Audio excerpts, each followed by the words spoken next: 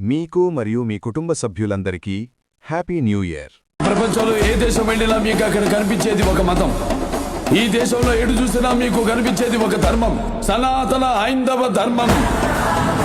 సనాతన ధర్మంలో దేవుళ్ళు మరియు వారి ప్రాముఖ్యత.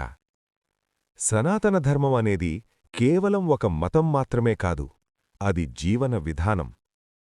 ఓం నమ శివాయ.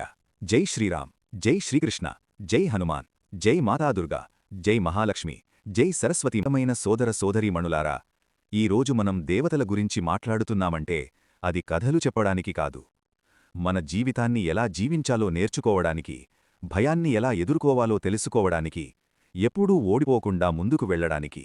పరమశివుడు, త్యాగం మరియు శాంతి. శివుని మంచి గుణం త్యాగం. శివుడు రాజభవనాల్లో ఉండడు, అలంకారాలు అవసరం లేదు, ఆయనకు కావలసింది సత్యం, శాంతి మాత్రమే. ధైర్యమైన సంఘటన, హాలాహలం విషం త్రాగడం.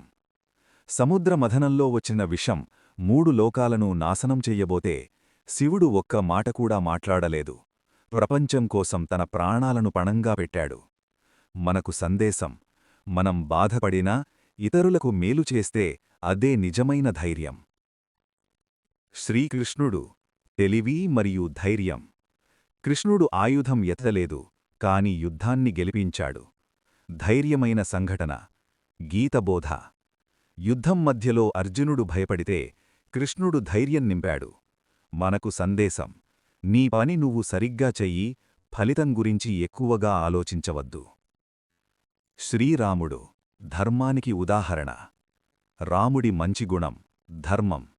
రాముడు దేవుడైనా తండ్రి మాట కోసం రాజ్యాన్ని వదిలి అడవికి వెళ్ళాడు. ధైర్యమైన సంఘటన, రావణుడితో యుద్ధం.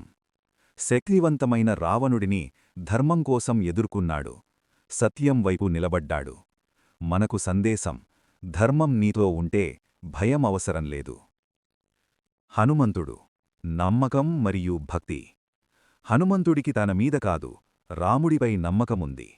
ధైర్యమైన సంఘటన, లంకకు ఒంటరిగా వెళ్లడం. శత్రువుల మధ్య ఒక్కడే వెళ్లి సీతమ్మకు ధైర్యమిచ్చాడు. మనకు సందేశం: నీమీద నమ్మకం పెట్టుకో, దైవంపై విశ్వాసముంచు. దుర్గాదేవి, శక్తి మరియు ధైర్యం. దుర్గాదేవి మంచి గుణం ధైర్యం. ధైర్యమైన సంఘటన, మహిషాసుర వధ. ఎవరూ ఆపలేని రాక్షసుడిని ఒక్కదానిగా నిలబడి ఓడించింది.